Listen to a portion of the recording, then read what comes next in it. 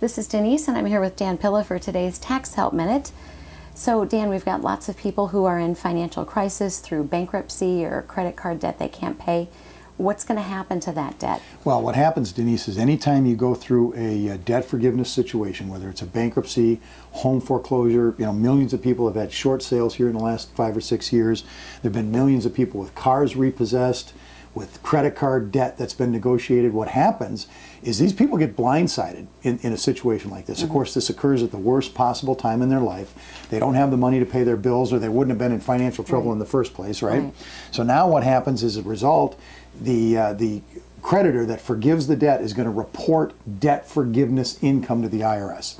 So now, on top of all the other financial problems that these people have, the IRS comes along behind all that and expects these people to pay taxes on phantom income. Wow, that's amazing. So for people that get the 1099-Cs, how does that differ from the other 1099 that they may receive if they were, let's say, a newspaper delivery person? Sure. Well, the typical 1099 that you get is a report of income that you earn for the performance of services. And people understand that. If you go out and you perform any kind of services for pay and you get that pay, that is reported to the IRS on a regular 1099. But the 1099-C is specifically a report of debt cancellation income. The C stands for cancellation of debt.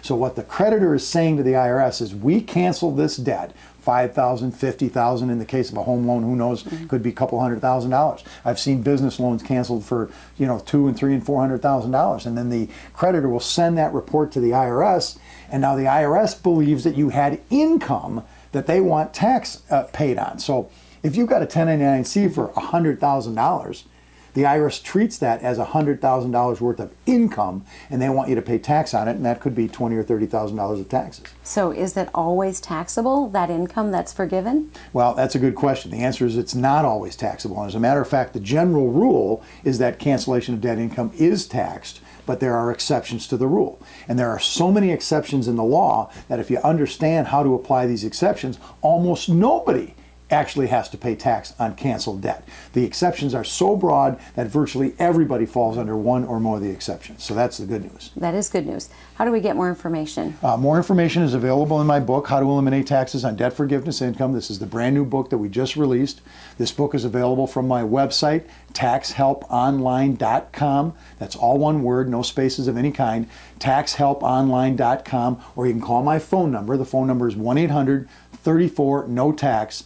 That's 800-34-NOTAX. So the website again, taxhelponline.com.